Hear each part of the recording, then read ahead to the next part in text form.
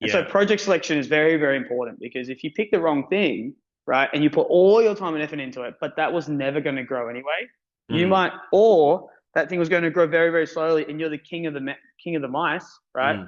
Like you're still playing with the mice, but you want to be an elephant, right? So would you rather be like an average of the pack elephant and have all the profit and margin gains of the elephant, or would you rather be the king of the mice and you still everyone's a pauper and no one's really making money? Welcome back to the SelfSeed Podcast, and we have already Justin with us, and he's ready to share some insights. I hope you guys will enjoy today, because we are all going to talk about startups, and maybe we might talk about more interesting things. So welcome, Justin. Welcome, man, to the podcast. Thank you for accepting to be part of the podcast. Thanks so much for having me, man. I really appreciate it. It's been a really cool, I've had a really cool experience in the startup space, and I'm happy to give back. Yeah, it sounds really cool. I'm really interested. Yeah, you know, my podcast is usually targeted for young people, and I thought, I talk about entrepreneurship sometimes, and I talk about career stuff, and I thought, why not talk about startups? And I think when someone connected us, one of your workers, I think, said you'd be a good fit, and when you reached out, I think I was excited because we can have a conversation about startups. As you know, many young people today want to start their own business, want to do their own thing. So then, get to equip someone with at least a good insight on how to go about it. Go ahead. Yes, I think I think China right now, and we'll sort of talk about this a bit later more. One of the first things I always like to look at is the micro environment and how things are moving, right? And because project selection is number one key to like any sort of business venture. Like you could work super hard and be super successful in one thing, and you'll get very different results, because the same amount effort as we interpret it as individuals is similar across all fields.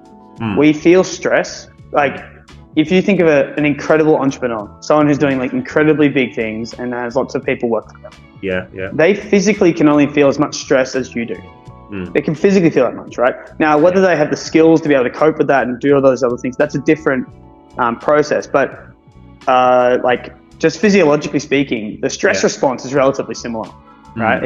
And you can be very, very stressed for sure, and doing one thing, and doing very, very stressed doing another.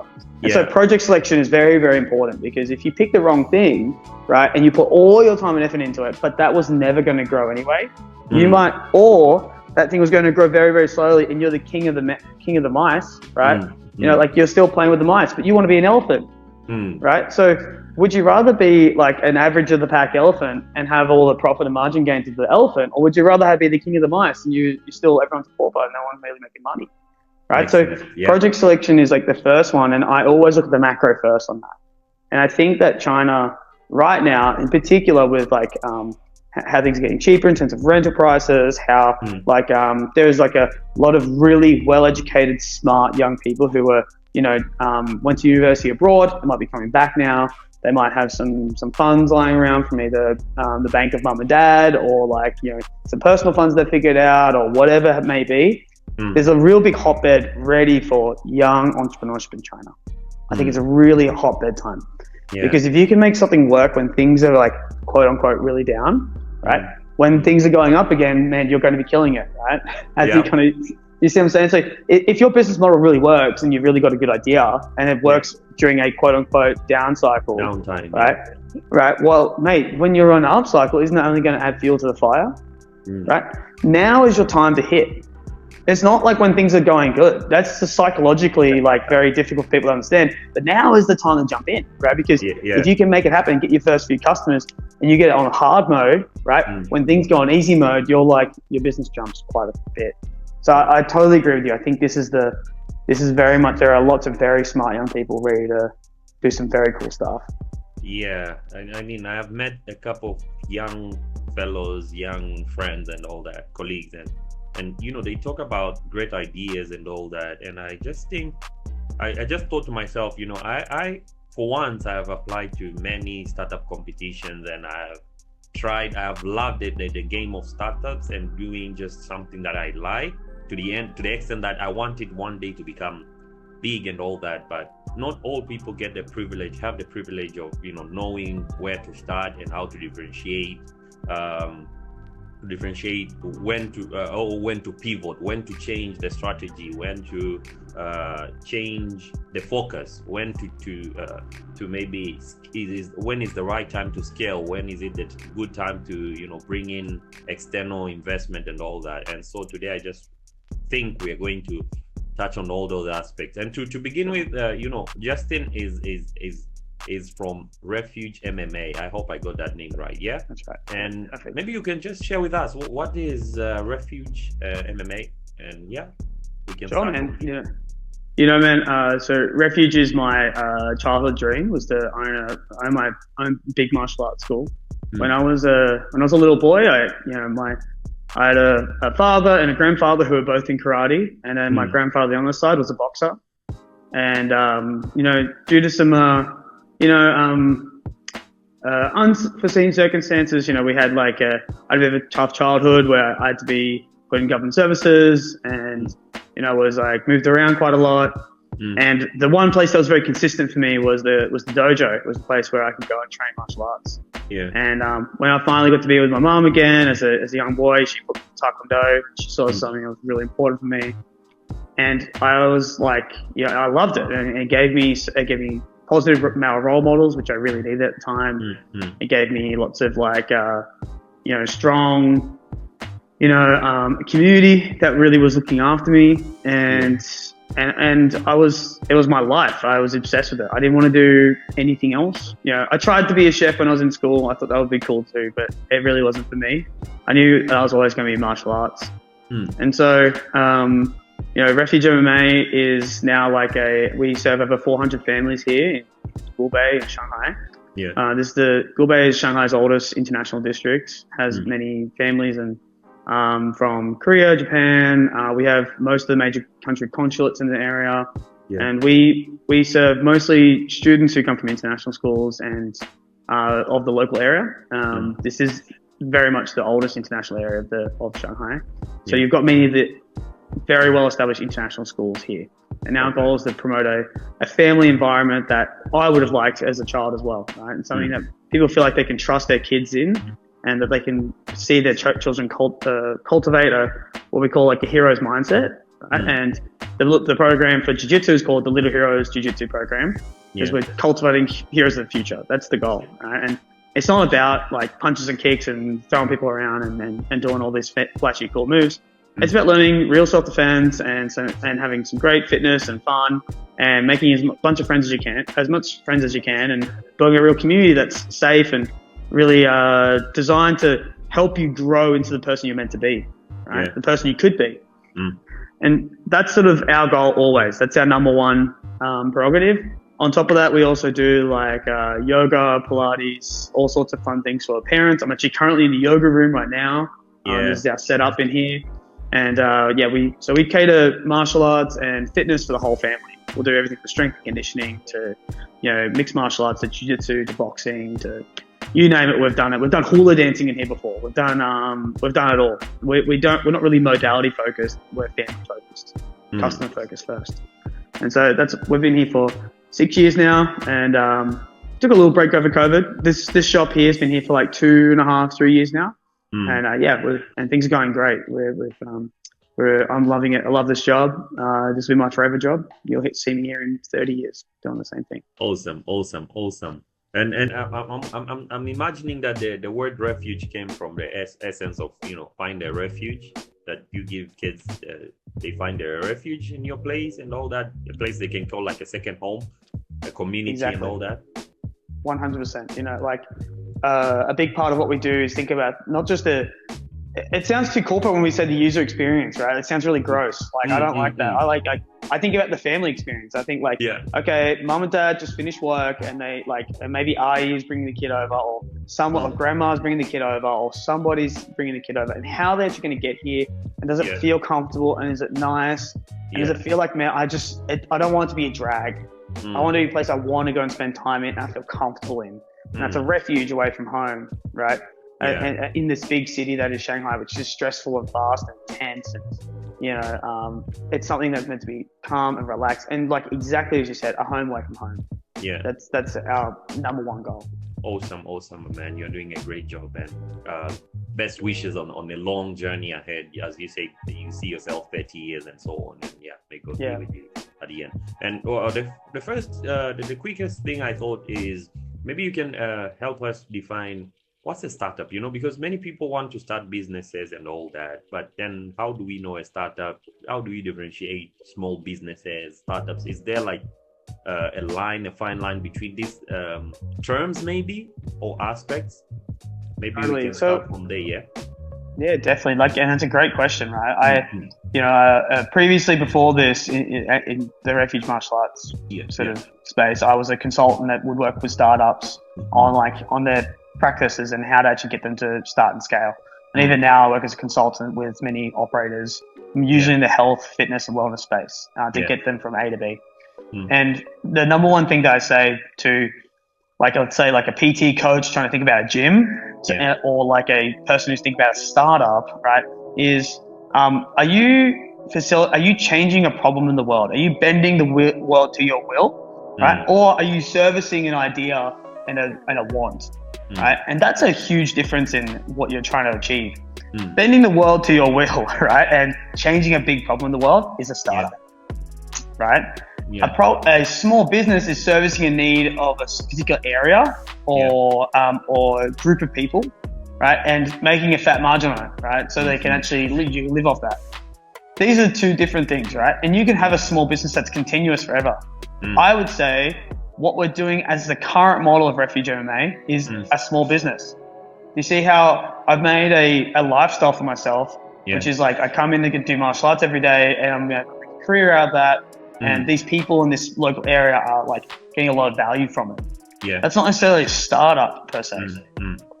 One of my previous ventures and someone I've worked with before, right? I worked within the business, and I worked along on was this coaching app called Master. And the idea is like coaches had a very hard time sending out let's say their training programs during COVID, or if they had their team training abroad. And so they weren't able to actually inspect and watch and give the training program, the strength and conditioning program, to that team abroad, or to that team that had to do it virtually. And they had no way of checking the quality of their performance during the workout, because this is they weren't in the room. And we didn't have all the fancy technology we had at the start of COVID, before COVID started. Right. So do you see how this idea, even though it's relatively simple, it's like, okay, a PT needs to be there, but they can't be there. I've bent the world to my will. I've made this PT effectively think about, I don't actually ever have to be there. We've changed the paradigm, right? And there's this element of innovation, right, that has to occur within it. Whereas a small business doesn't necessarily have to have innovation. It doesn't necessarily have to be a thing that bends the world to its will, but does make a consistent cash flow. A startup is trying to change this thing, and then expecting that by doing great things and changing the world and doing something really interesting, you will get a payout from it. And that neither of them are better than the other. It's not like one is better than this. But if you're trying to change the world and how and make big changes into society as you stand, you're thinking about a startup mentality. If you're thinking about making a consistent cash flow, then you should make a small business. Interesting. I love the way that you just made a fine line, yet you didn't really you didn't create animosity between the two aspects. Like you can still choose one of the areas and still works. Because from where I come from, we have many people doing small businesses and not necessarily startups. And then we have people who constantly are trying to, bring utility to the world, trying to change the world, trying to solve a bigger problem. And I love the way that you were able to highlight that this can be a small business. You just want to, your everyday life to run. You want to have, income, and that's a small business, and it's not bad. It's like everybody can do. And a startup, and that's what I did. Exactly. That's what I did. That's it. I'm sorry, I didn't mean to cut you off. But that is exactly the point, because that there is nothing wrong with that. Everyone highlights and idealizes this idea of doing a startup, but really you can do a small business And then once you really know how to manage it properly and things are going really well for you and you've got the skills and the leadership to make it go to the next level, you can free your time up to do startups. You can free your time up to do different ideas or to break a team off and do something very innovative. So the small business doesn't have to be that forever. It can then evolve out into startup ideas, right? Yeah. But the problem is very hard to do it the other way around. It's very hard to start a startup and then break off into a small business. It usually, and keep the startup mentality, right? That's the difference. The founder mentality, once you have it, you just go with that. And it's nice. It's nice. And I'm on the same note, I'm thinking about, the aspect that a startup, you're trying to bend the world to your will, you're trying to solve a bigger problem, you're trying to inspire maybe a good life, you're trying to do something to the world, trying to bring your contribution to the world. And I am thinking, as the podcast today goes, it's like ideation to ideation to operation to scaling, and even furthermore, this is how the startup goes. And I was wondering, what's your take on how people, because we now know a small business and a startup, but how do people come up with these ideas? Because most people think maybe they have to solve like a grand problem that exists in the world, but in my point of view, it can be maybe something otherwise. And I don't want to be the one to answer the question that I just asked. And what do you think? I think you touched on perfect, right? It really is. It's not like you have to solve. Let's take, for example, I'll say hello there. Let's take, for example, right, something really, really problematic in the world is like solving cancer, right? That would be great. That would be incredible. That would be a startup idea, right? It would change the world, right? But, if it was that easy, someone would have done that really well, right? I'm sure there's lots of brilliant minds that are doing that and working on that problem. And so, and also that problem is also very, very complex because there's many different types of cancer and many different variables that are within it. So I think like the first thing to do is understand what's a niche that you're passionate about. What's a part of the world that's very, very weird and like not many people are really, I wouldn't say, but the majority of people are like, look at it and go, oh, that's strange. But you find really, really cool. You find like really, really interesting. That's the first like sort of big thing you should think about. It's like, okay, here's like where is a niche in the world that I can get my hands into, and I'm happy to associate my identity to this niche, at the cost of looking weird to the majority of the world. Right. So mine's martial arts. I'm super into martial arts. I've done like Shaolin Kung Fu, and I'm a Brazilian Jiu-Jitsu black belt, and I'm a Judo black belt. I'm all these things, right? And I'm really weird in that sense. But I'm happy to work in the space and do problems in that. Whether it be startup or small business. Right. So that's the first thing, is like, just make sure that's a sustainability point of view. So if you're not picking something you're really interested in and cool with the problems and the people that are in that industry, there's no point, right? You're going to burn out. You're not going to last much, because you're going to end up doing at the beginning anywhere between like 35 and 80 hours a week for about 2 years until things actually work out. Right? It's going to be really hard when you first get the stuff, and you got to make sure you want to really like it, And so that's the first thing, is look at that. Then you can assess a problem within that niche and use either a small business or startup lens to see whether or not what's more appropriate. A good example would be like, let's use fitness as an example. Many people know fitness, right? Like a good example is, I go for a walk around my local community here in China, and I see lots of people who value being skinny, but they don't necessarily value being strong. And the science is very clear that strength-based and resistance-based training adds years to your life and does a lot in terms of HRQOL, the health-related quality of life goes way, way up when you're stronger, right? But every time I look around, people are either very obese or they're very, very skinny, right? That problem, right? I want people to live a longer, healthier life, right? Am I changing the will of the world, right? Well, if I look around my local community, not necessarily, but there's a small business aspect to that where I could start a strength studio and do it really well, right? Then something like, okay, I'm really interested in strength and resistance-based training. And I look at China and I go, you know what? I actually think that this is a problem not just in my local area. I actually see it as a problem across broader China. Yeah.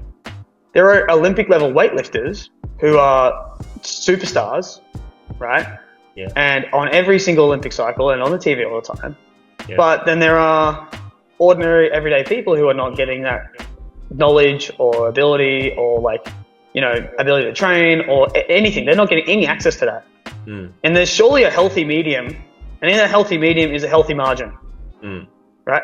And so there's actually, maybe the startup is, how do I change Chinese people's attitude towards strength training and make that happen?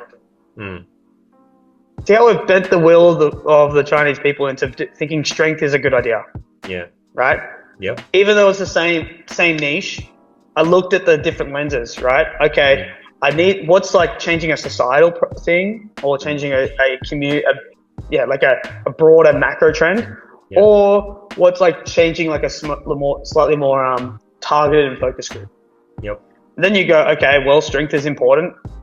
For China, I might make something that's very, very accessible, that goes across all of China, and I can train coaches on it relatively quickly, and we can get it pushed out. And now it's a growth model to get as many users as possible, and find some investors, make sure we get that growth to go to where we need to be.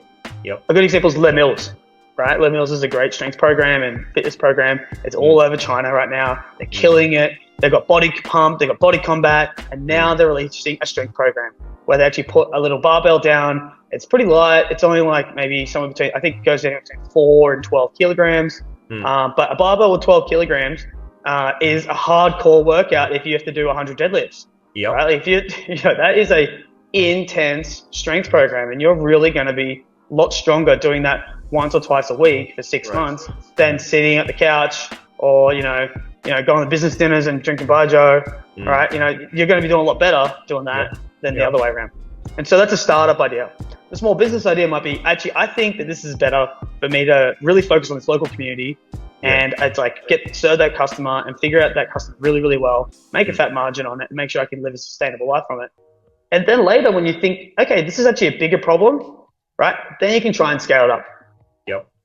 See, like it's just the different thought processes of like whether you want to go big straight off the bat or do you want to start small and have a cash flowing business and then decide later, have optionality.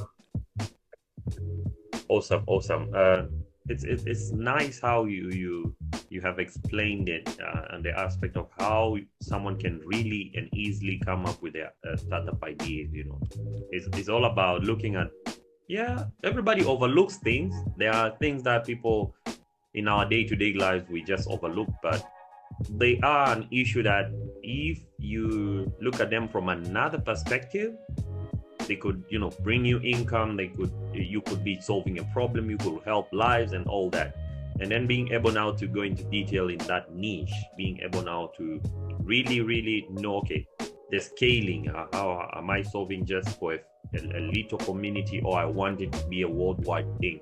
And I love the way that you mentioned the example of Les Mills, and I love what they're doing with Adidas.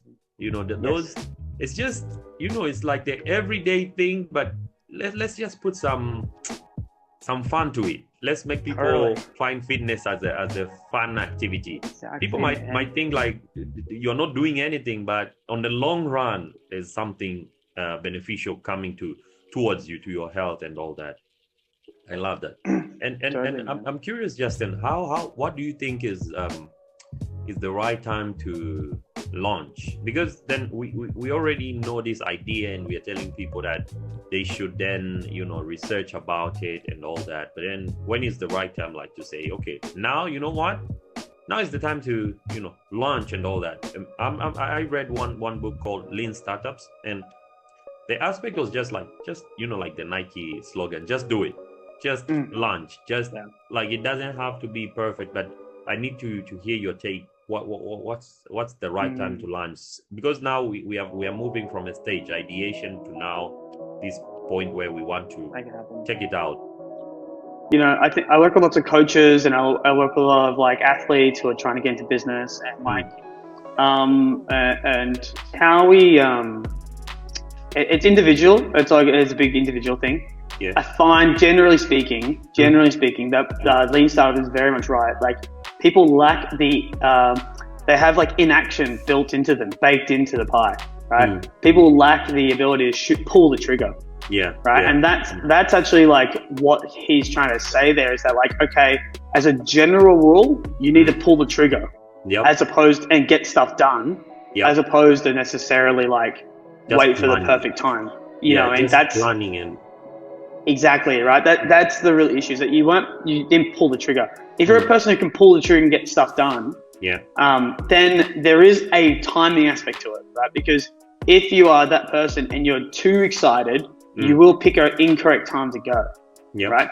But if you're a person who fails or doesn't have the skill to pull a trigger yet, now is the time to start because you'll never get started later. Do you see how like there's so not a dichotomy, but there's a little bit of like you're either one or the other, right? It's not like so if you're the person who can pull the trigger, right? If you're the person who knows, okay, when I say I'm going to get something done, I'm going to do it. If I'm going to wake up at 6 a.m. and run every day, I will run every day. Then I would wait and see the fundamentals on like do a really good research plan, have an advisor who knows about personality really well, and they really understand you and what your strengths and weaknesses are. Having someone that like really has maybe not seen the exact same journey you're on, but has seen similar journeys, right? And let them like very honestly assess you, right? Like, and the best way to do that is ask them to roast you, to make fun of you and insult you, and just don't take it personally because like that is a really good way to see what really people think about you, right? And and they're going to say, oh, you know, you're really good when you talk to people, but actually when you get on video, you just freeze up and you look like a loser, right? Or you don't know how to do your hair, or whatever it is. Let them go off on you, and then that will help you sort of mold and see where you're poor at, and then you can partner or you can learn skills to make those things happen. Right, and then that's going to help you a lot better in terms of like working towards your idea. Let's take we can continue with the strength example, right? Like if you're a person who takes action immediately, right? I would probably do the research on how many gyms are in the local area that actually focus on strength. Yeah. And who are the people that are in your local area? Just think about the demographics. Right? Like one of the best things you can do is just like figure out, like just look at the foot traffic and how the metro stations or the roads move around in a certain area. Where is the most foot traffic coming through? Because you want to be on those foot traffic lines to minimize the friction between your space and where they're going to be. Right? That's like a really important part too. Human motion is like really important when it comes to like gym spaces, and most retail. So that's like, if you're a trigger puller, right? You should do the research and all those type of things. Say you're a knowledge trigger puller, and that's okay. That happens. You need to learn the skill of that, just like anything else. You need to learn how to speak Chinese. You need to learn how to pull trigger, right? Starting right now means that you need to do the research, right? So like what this person is planning, right, is actually pulling the trigger for the other person. You see, they're actually the same thing, but what you've done here is that you've done the research and all the stuff, and now you actually got to put money down. That's the big difference. Is you got to put some cash down, because if you don't skin the game, you'll never ever make it happen, right? Cash down is the best way to make sure that you are actually going to put some time into it, and how someone else will put some time and effort into it. Because there's like an agreement. I don't want to lose my money either. No one wants to lose money. Everyone wants to, that's just a thing. But putting a little bit of skin on the table is how you ensure that both people are taking it seriously. And it doesn't have to be a huge sum, but it has to be significant, right? And like I always say this rule, it's got to be 3 meals at minimum, right? So if you start on a really small scale, just want to figure out exactly, does this thing even exist? Get 3 meals, right? Put that number together, right? And you got to get someone else to pay you that much money as a partnership for your first event or first little thing that you're going to test out. Super simple, but like it shows that, does that person actually give a shit about your idea? Right? Just like it fundamentally, like say you want to do the strength example and think you've got a new strength training program that's way better than Les Mills, and you're going to be able to do that. So we're going to run an event, I'm going to run a class, and I'm going to show how people can do this cool strength workout, right? If you approach a gym and say, hey, I want to do this thing, right? Do you believe in me, right? Are they giving you that 3 meals worth of value that you're going to give 3 meals worth to them? So you're going to go there and provide a class for their people, right? is that trade-off the same, right? Yeah. Is your time worth the exposure of the 10 people that are going to be in the class? Is that worth it, right? And so think about these things. Or is it when you say, I'm going to bring all my own bells and stuff like that, that's worth value, right? Or like, say you both want to pay for the rental of the space and you have a great coach and you have the idea and the concept. Is this great coach putting some money in for the rental as well? Because otherwise they're just going to take your idea and just, they don't care. They're going to get out of here. You're right. Right? So I think a little bit of skin in the game makes the key to great idea, going from an idea to taking off. Interesting. Pretty interesting today, the conversation. I like the conversation. And to the listener, remember to subscribe to the SelfSeed Podcast. And we are with Justin today. He's from REFUGE MMA. He's the founder of REFUGE MMA, and it's located in Shanghai. So if you're in Shanghai, you better check out Justin. And you there's like a link usually, and you can contact Justin, or you can just reach out to me, and I'll be able to connect you guys. And today we're talking about startups. So Justin, I'm still curious to know about startups. Whenever you choose to go down the journey of startup, the startup journey is not like a smooth journey where you just do maybe you start today and in a few months, probably depending on the idea, right? But it's not a guarantee. Like let's take an example of OpenAI, how their ChatGPT, the large language model has revolutionized how we search materials, right? Let's check. OpenAI isn't like it didn't start when ChatGPT started. It was like they have tested a lot of ideas probably, and most people, as the founder says, some people thought, what are you talking about? It's like sci-fi stuff. But then it came to work at the end. It revolutionized how we interact, how we ask questions, how we find data, we simplify the way of life.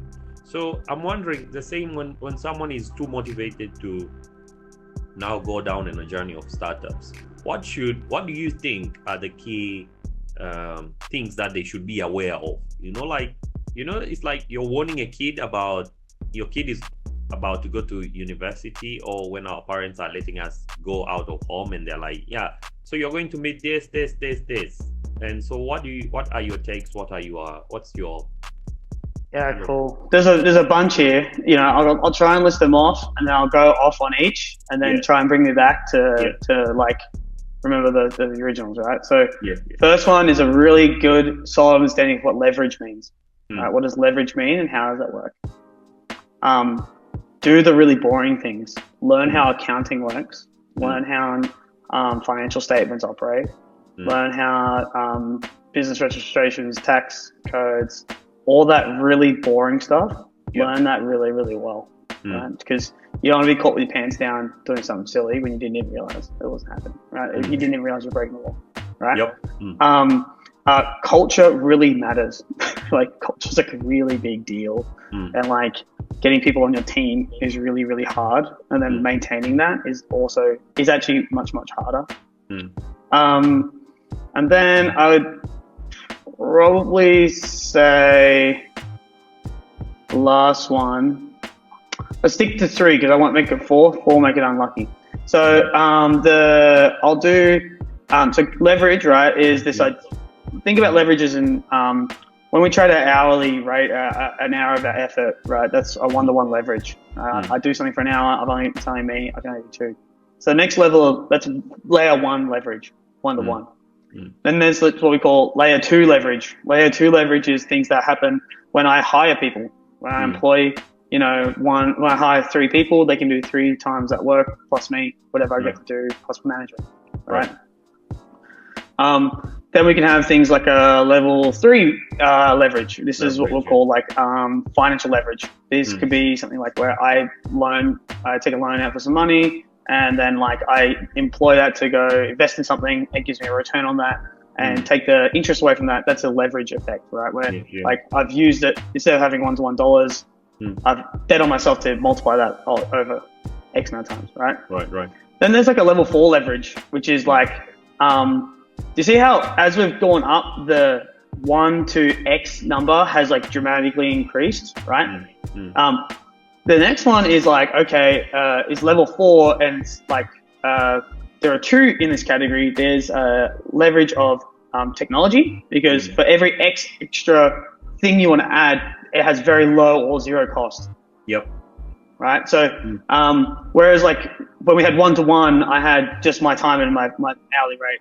Level 2, we had to pay everyone in the space. I had to pay for an extra person. It was quite expensive. Level 3 is the more I learned, the more I paid an interest. Level 4 now, every time I like added an extra thing and added an extra dollar or added an extra piece of product, it had very little to zero extra cost associated with it. So the cost cuts. There's technology. So for every extra seat on my technology stack, I don't really have to pay that much extra money, right? And then there's also media. Yep. Right. And so media, for every like person who listens to a podcast, it doesn't cost you any extra money to have one more listener in theory. Right. But you do get the upside of that like extra paid subscriber or ad revenue or whatever that may be. Yep. So understanding that this is like how leverage works, right, over time, and it's very easy to get caught in this 1-to-1 and level 1 and level 2 leverage. Because if you're relatively young and haven't got much experience in terms of management and learning how to hire people, right, it's very easy to do everything yourself. Yeah. And you go, I want to do this because I know I can do it, and I'm really passionate about this thing, and only I can do it as well as anyone else. And you are the person who gives the most care about this thing and effort because it's your business. Yep. Right. So the first layer is to learn about like how to actually effectively utilize leverage and go up the chain of command and figure out this, because you can't actually skip from 1 to 4. You actually have to learn how to do the thing yourself, then hire people how to do it, then get some money involved to play that game, and then use that to make a piece of technology, make a piece of media. Right. And you can stop at certain points. That's fine. You can stop at level 3 and open a few more studios like I could. That's a small business. That's not a startup. Yep. You see, like a startup has to go through those 4 levels of leverage. Yeah. So, you know what I mean? Like that's just the reality of it. So, so that's the first thing, is understanding that you must work through those levels of leverage over time and acquire the skills to earn the right to be at the next level. Right. And did you see how the money didn't come much later? Raising funds didn't come until like level 3. Do you actually able to get people in on the ground? All right. And so that's first thing. Second one is all the boring stuff. Like you obviously need to know how to register a company in China. That's a huge deal, right? That's obviously a thing. And you need to know how to like pay your taxes, and you need to know how to talk to your accountant and how Chinese accounting works. And you need to know how accounting internationally works, and you need to make sure you're doing everything proper. And knowing all that boring stuff will save you a lot of anxiety later, because as you move through this journey, you'll have this like all these little things that you don't really have the time to do now. But over time, over the course of 6 months, 12 months, 18 months, 3 years, they will collude all together and take a lot of your RAM, a lot of this like processing power in the back of your head. The more you can like shield yourself from that like cache data, the better. The more, and usually having a very strong knowledge in accounting principles, how income statements work, how to read a balance sheet, how to like register a company, all those little things. And so when any sort of document comes your way and you're like, I'm not sure if I fully understand this, but they tell me it's okay, that adds stress to your life. Do not have that. Minimize that as much as possible. Learn the boring shit and make it done, so you don't have that underlying cache anxiety going forward. Yeah. And then the third one is culture. And that's like making sure people feel like they want to be a part of your thing and enjoy working with you and everyone else. And even better, working with the managers who are going to be below you, right? Or working with you. I shouldn't say below you, but working with you, right? So because people don't quit jobs, they quit managers. Yep. Right. And so eventually, if you're going to do the right thing, you won't be able to have a personal relationship with everyone in the company. You know, we've got 30 people that work here now. I know everyone here because I like that, right? But if I was making this big thing, I'm going to need a lot of help, right? Yep. And if I hire a bunch of people who are really mean to their staff, but they're really nice to me, right? That's going to be really bad. Yep. So they're going to quit that job, and I'm not going to have all those extra people that are working on, like the coaches who are working for the middle manager, right? So there's no point. And so understanding how to set culture and do it really well is a very important aspect to this puzzle. Thank you very much. Thank you very much for, sharing how we need to leverage what we have, the things around us, and being able to leverage resources, and then just learn the boring stuffs, the boring that are not very interesting, but have an idea of how they work, so that when you sit in that board meeting, you're able to understand what they're presenting, or you're able even to really articulate what was presented by your maybe sales department, marketing department, accounting department, design team. You're able to really give it out 100%. And furthermore, the company culture is very important to define as we are going down the journey of startups. Thank you very much, Justin. Thank you very much. And before I shut this thing, we finish this thing, I'm thinking, I have that thought that I read anyways. I have read a couple of books, advice, and just the concept of funding for your startup, funding your idea. And some of these advices were just bootstrap as much or as long as you can before going to find something outside. And I find that they say maybe funding comes in when you want to scale. And so I want you to try and share the aspect of scaling, the aspect of when is it necessary to really, how long should I stay, should I fund my idea by myself as much as I can before that time of saying okay, now I can take external investors and I want to become a big thing. I already know my idea is worth it, because since launching to now we can measure through the metrics, we see that this thing is the real thing. So how long should someone really, in your perspective, right, with your years of experience, how long should they stay? Should they fund themselves? And maybe when is the right time to accept external funding and furthermore scale the business? Yeah. Good question, right? So it's individual for everyone. Obviously, it's a very personal journey, but I would say that the reason I like to differentiate a small business, going back to the beginning of our conversation, a small business and a startup, is that you get really good proof of concept, right? With a small business, you really get to understand whether or not your thing is actually desired by people. Yeah. And you get paid to make mistakes in a lot of ways. Yeah. With a small business and making it work, you can still fail it, but you're not going to fail at a huge scale, and you can really figure out the economics of it really, really well. I always talk about margin, because that's the one thing no one wants to talk about. No one wants to actually say, okay, what type of margin do you make in the company? Because you can raise all this money and sell a bunch of cash, but then do you spend all that money on customer acquisition? Yep. Understanding that is really important. And so I am personally of the belief that when you are bootstrapping, your goal is actually to make great economics, not necessarily the perfect product.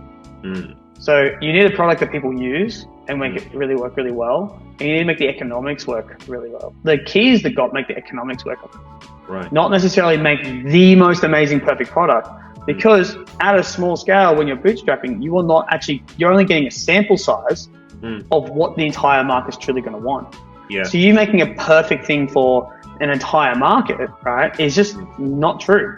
Like, we still get updates from the biggest tech companies every couple of days, right? Yeah. So why do you think you're going to make a perfect thing now? Yeah. Right? And this could go on the same side when I was talking about leverage before with media. Why do you think you're making the perfect content now? That's not what's going to happen. Yeah. You're not going to make the perfect content for everyone. It's when you get that feedback loop and you come through and you're channeling it in. So I think when you're bootstrapping, the key is to figure out the economics really well. Now, once you understand the economics really well and you're making a really good margin on that, and it's healthy and it's sustainable, it doesn't have what we call key man risk in it. Is it you making that fat margin, or is it the business making that fat margin? That's sort of the time that you can take things up, right? That's when you can take some external funding and then go out and blow this thing up. That's the sort of time. There's a little bit more to it in terms of macro, right? Like a good example is right now, I think is a good time. I think now, personally, that's what I think is a good time now, because rent's relatively cheap. I see it getting cheaper. And if you had a perfect business model that's making a lot of money, now is probably time to think about new ways to expand, new ways to get out. So when the economy does tick back up again, we're looking pretty.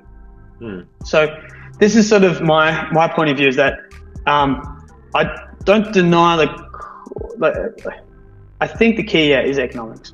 Fundamentally, it comes back to, do you have the right model? Right. Interesting. Thank you for highlighting that as well.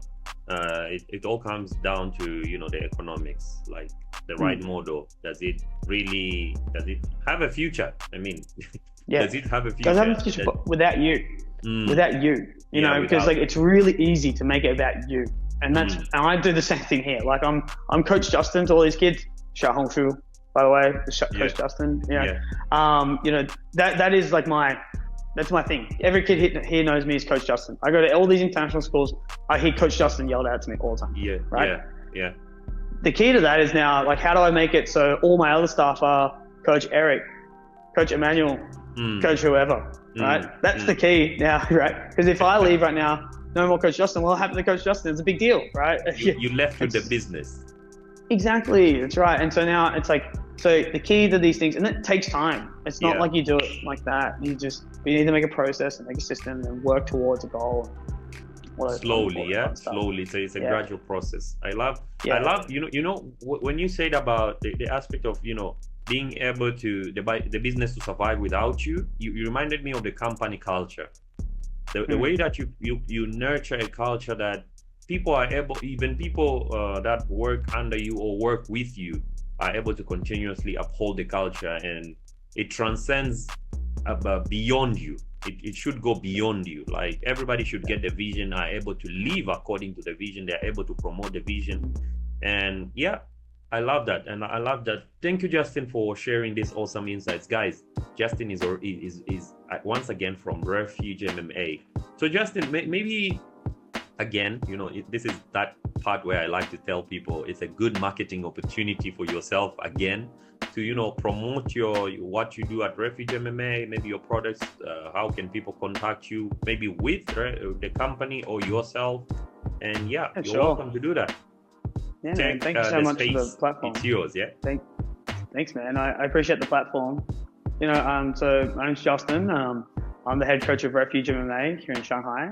I'll offer all the SelfSeed Podcast listeners a free class here at REFUGE. They're more than welcome to come here. Actually, screw it, I'll give them a week for free. Come here and just train as much as you want. If you have kids, if you have a mum and dad, obviously young people are welcome training too, but we make sure we cater for families. Yeah. So everyone's welcome here, but we cater for families. So if you're welcome, if you'd like to come and train, give me a text on Xiaohongshu is probably the best. It's Coach Justin. And you can add me there. Say, hey, I'm from SelfSeed. I'll give you a week for free and come check it out. I also do consulting, and I work with coaches and athletes that begin from A to B, from making sure they maybe they're starting out in the health and fitness space and they want to open a physiotherapy, or maybe they want to work in wellness or whatever. I get them from A to B, and we do that type of consulting. So that's pretty much it. Awesome, Justin. Awesome. Thank you very much. Thank you, guys. You can go to Justin's space. You can go to REFUGE MMA and just say, I'm from that podcast, that SelfSeed Podcast, and I want to plant a seed. At least for 1 week, I get to experience how the community at REFUGE MMA works. And if it suits you, I think you should really subscribe to their long-term plan, to their long-term aspect. This was the SelfSeed Podcast, and Justin, I think in the future we could, I could invite you to some of maybe the events. Maybe you could come against the podcast. But hopefully today was awesome, and to everybody who was listening, thank you. To Coach Justin, thank you for coming today to the podcast and sharing awesome insights. Until next time, this is the SelfSeed Podcast. Remember, we are planting seeds of growth. Just grow with us, one step at a time. Until next time, take care.